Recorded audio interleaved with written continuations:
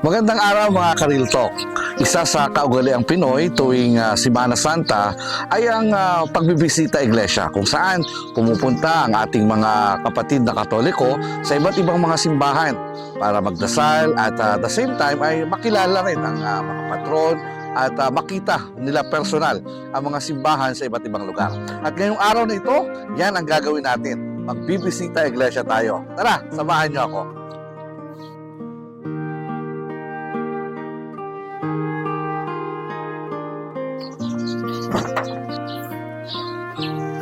Basic necessity ang dala natin. Meron tayong alcohol, meron tayong tissue para safe ang ating paglalakbay. Tara!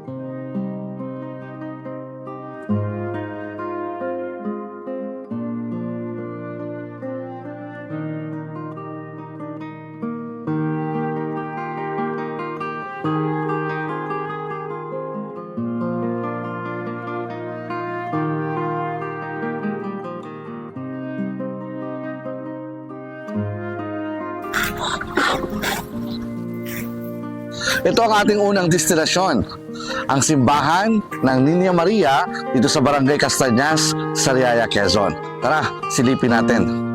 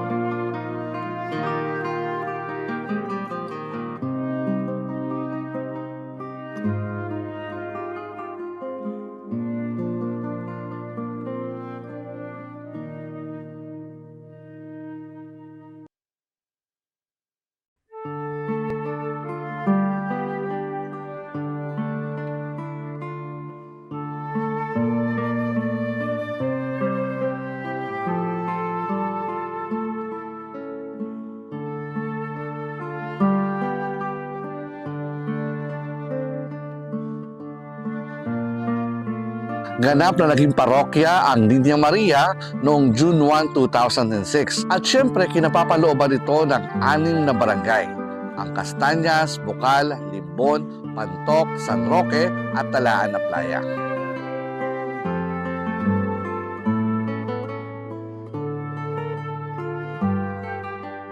Ito ang ating unang simbahan na dinalaw sa ating pagbibisita iglesia. Tara, puntahan pa natin ang ilan pang mga simbahan na i-feature natin sa vlog na ito.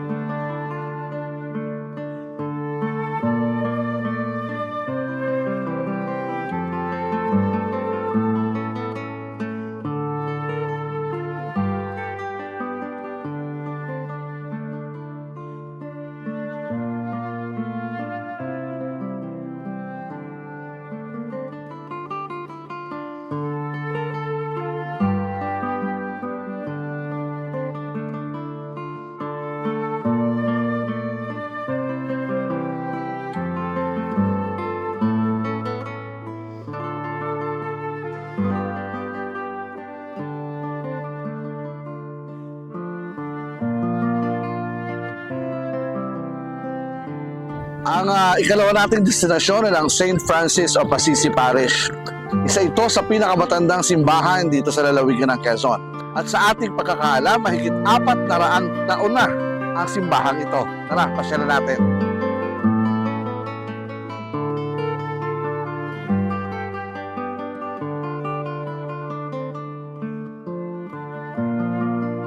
Ang nakikita ninyo sa aking likuran ay ang ginamit na yung tablado sa kilala na pagtatanghal ng sinakulo dito sa bayan ng Sariaya. Taon-taon ginaganap ito at dito pinapakita ang paghihirap na tinanggap ng ating Panginoong Hesukristo para maisalba ang ating mga pagkakasala. Ito ang maging entablado ng sinakulo na kilala sa buong bansa, hindi lang dito sa bayan ng Sariaya.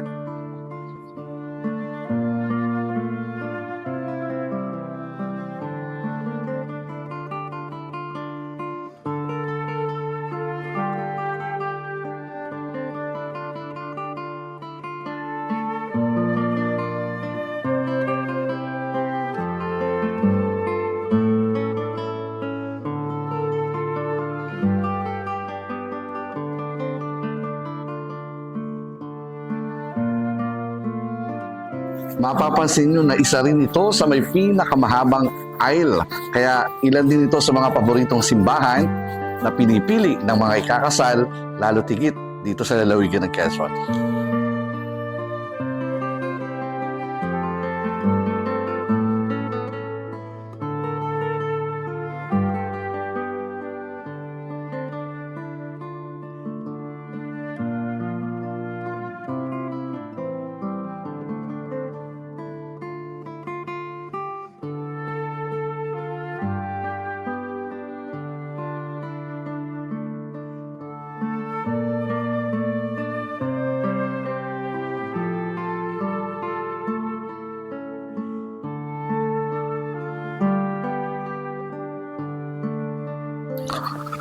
Sa halos lahat ng parokya dito sa ating bansa, ang ginugunita tuwing Biyernes Santo ay yung 7 last words of Jesus. At ito yung mga 7 salita na binitiwan ni Hesukristo bago siya tuluyang bawian at mawala ng hininga habang nakapako sa krus. Ang mga salitang ito ay, Father, forgive them for they not know what they are doing, na matatagpuan sa Lucas 23 verse 34. Today, you will be with me in paradise. Sinabi ni Jesus ang salitang ito matapos siyang sabihan ng isa sa kasama niyang nakapako sa krus na patawarin ang kaniyang mga kasalanan. At sinabi ni Jesus na ngayon, isasama na kita sa paraiso. Ang ikatlong salita ay, Behold your son, behold your mother. Kaapat ay, my God, why have you forsaken me? Ang limang salita ay, I am thirst. Kaanim, it is finished. At ang ikapito, Father, into your hands I commend my spirit. Ang 7 last words of Jesus ay karaniwan ang ginugunita sa lahat ng parokya, sa lahat ng simbahan. Isang pagpapaalala sa mga sakripisyong ginawa ni Hesukristo para maligtas ang ating kasalanan. Isa rin sa pagpapagulita para sa atin na isipin ang mga paghihirap at sakripisyong ito para sundan natin at gawin ang buhay ni Jesus.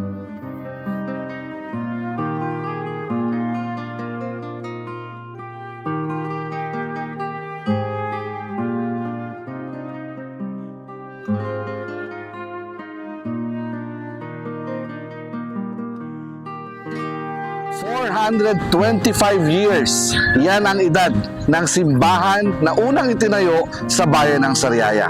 At ang kasalukuyang simbahan na ito ay nagpapatunay ng tagal at tatag ng pananampalataya nating mga Kristiyanong Katoliko dahil sa paniniwala natin na ang Panginoong Diyos at ang kanyang sakripisyo sa krus ang nagligtas sa atin sa ating mga kasalanan.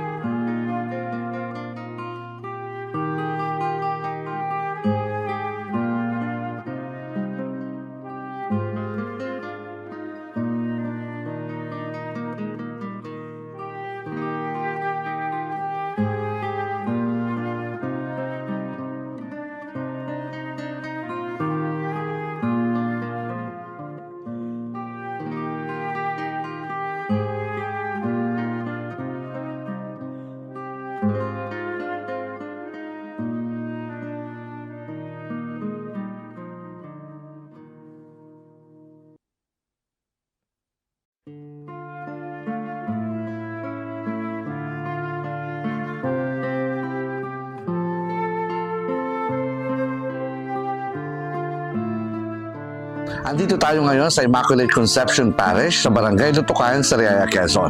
Naging ganap na parokya ang simbahang ito noong August 2014 at napakarami nating mga debotong Katoliko na sumisimba sa lugar na ito.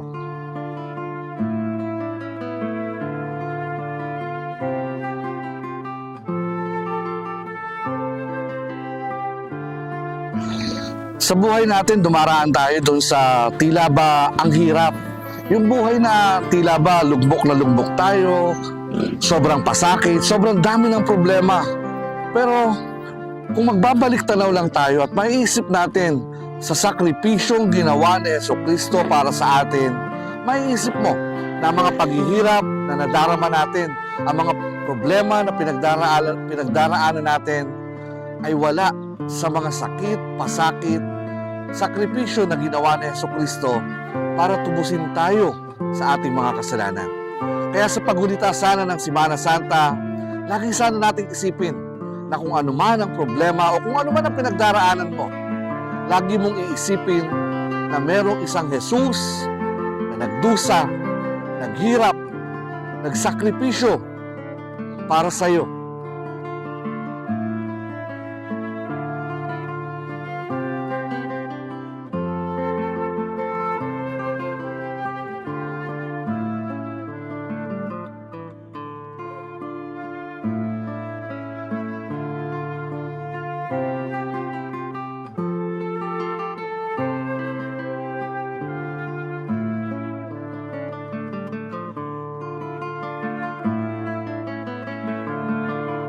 Andito tayo ngayon sa isa sa pinakamagandang simbahan sa bayan ng Sariaya, ang Our Lady of Guadalupe.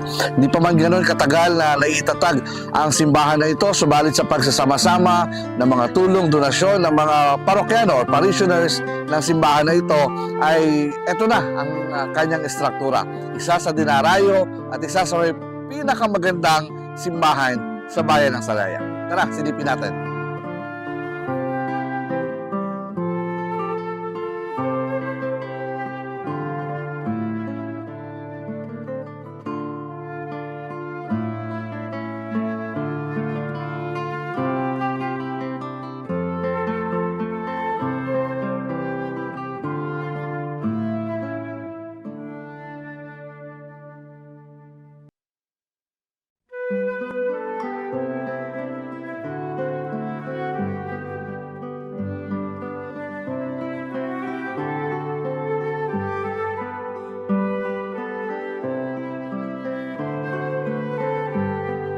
Taliwas sa sinasabi ng ilan na sumasamba ang mga Katoliko sa mga rebulto. Hindi po. Ito ay isang pagpapaalala ng mga ginawang sakripisyo ng ating Panginoon. Sa pamamagitan ng mga imaheng ito ay naipakita sa atin muli kung ano ang mga paghihirap, pagdurusang nangyari noong mga panahon na yun.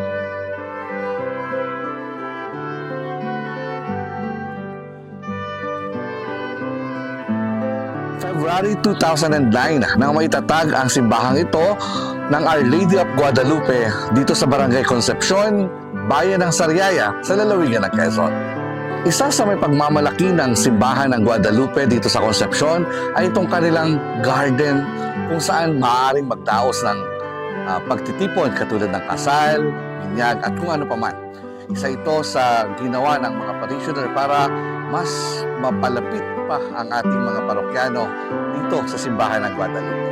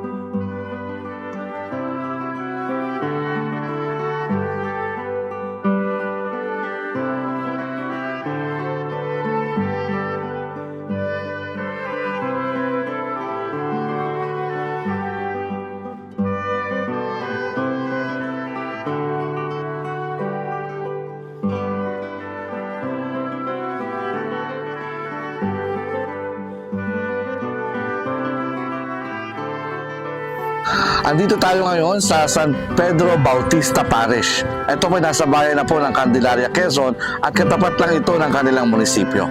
Ito ang ating ikalimang simbahan na pupuntahan para sa ating bisita iglesia. Tara, silipin natin.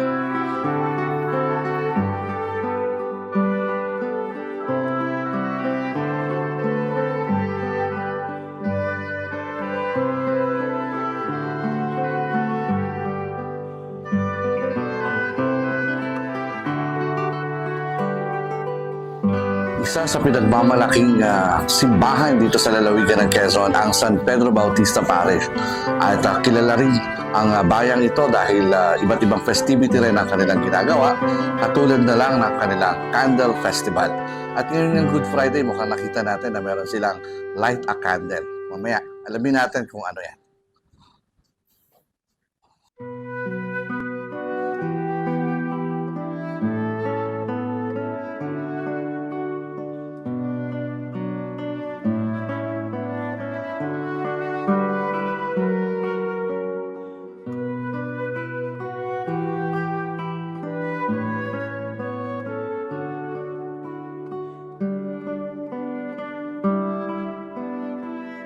Isa sa fundraising project ng parokya na ito ay yung tinatawag nilang Light a Candle for Christ 2024, kung saan mamayang gabi sa pagdiriwang ng Biyernes Santo, sisindihan nila ang mga kandilang ito para sa inyong intensyon. At the same time, yung mga parokyano, parishioner, galing sa iba't ibang simbahan at galing dito sa kanilang bayan, maaaring mag-avail.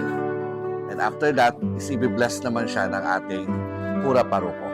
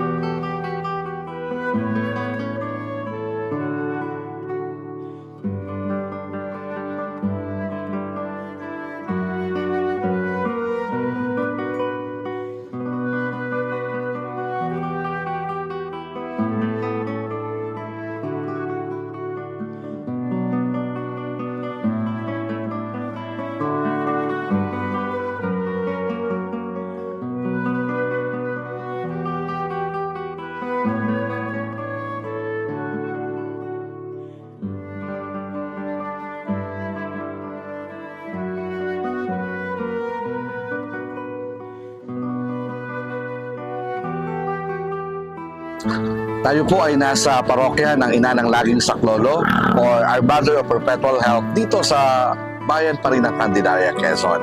At syempre patuloy natin itong ginagawa para sa ating tradisyon na bisita iglesia tuwing Semana Santa. At para po sa kaalaman ng lahat, ano po, ang pagbibisita iglesia na nakaugalian natin ay ito yung pag-alala sa 14 na istasyon. Itong simbahan po ang ating pupuntahan ngayon. 2 istasyon kada simbahan ang ating ginagawa sa ating pagpunta sa ating mga napiling simbahan ngayong taon. Tara, silipin natin.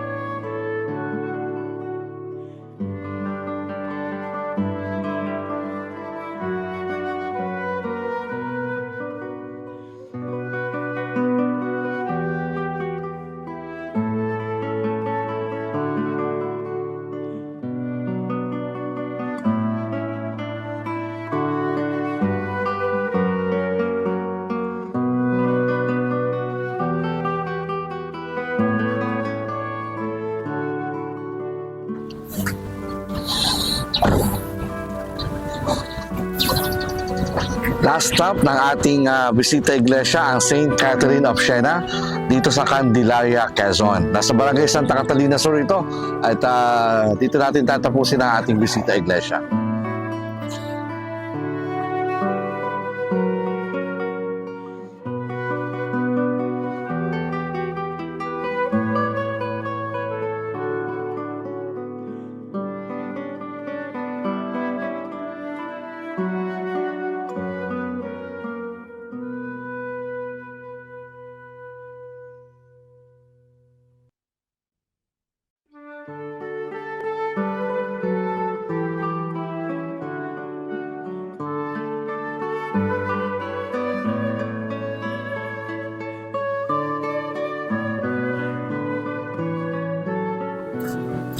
Labing-apat na istasyon, 7 simbahan ang ating pinuntahan para sa ating bisita iglesia.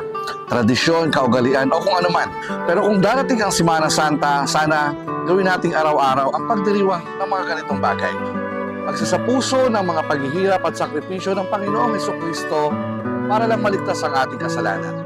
Sa ating pamumuhay sa araw-araw, sana nating inspirasyon si Kristo para gayahin natin ang kanyang buhay at para manatili tayo sa pag-ibig at sa mga pagpapakasakit na ginawa niya para tubusin ang ating kaligtasan.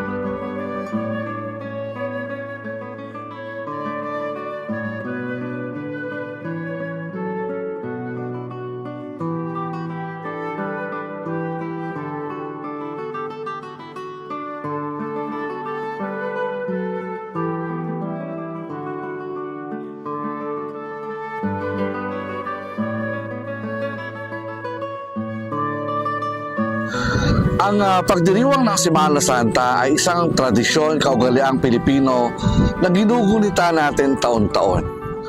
Sabihin man ng iba na paulit-ulit lang naman ang ginagawa kada taon, subalit patuloy itong pagpapaalala sa atin ng mga banal na araw na ito kung saan naghirap, nagsakripisyo at ipinako sa krus si Jesucristo ay pagpapatunay ng tunay na pagmamahal ng Panginoon para sa atin. Isang pagmamahal na kailanman ay hindi matutumbasan. Pagmamahal sa atin na kailanman ay hindi natin kayang mabayaran. Subalit kung gagawin natin ang sinasabing buhay na gustong ituro sa atin ng Panginoon, sundan ang kanyang mga yapak, maging mabuting anak para sa isang magulang, maging mabuting kapatid para sa mga kapatid, maging mabuting kapwa.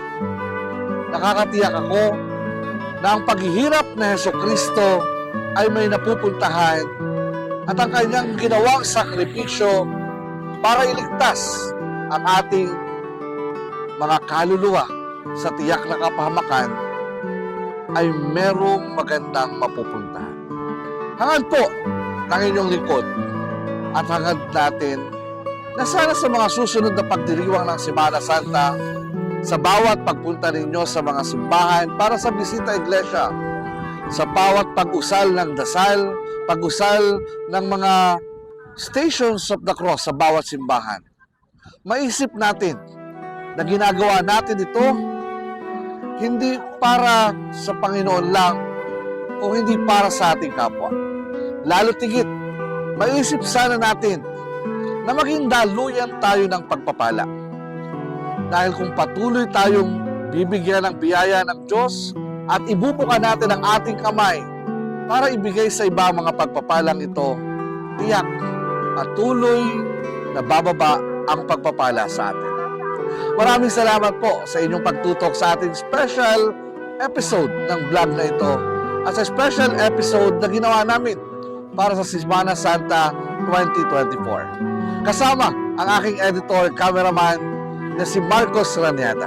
Ako po si Leo Orancia at ito ang Real Talk Philippines. Ito ang trip ni Leo. Ito ang ordinaryong buhay Semana Santa ng bawat ordinaryong Pilipino.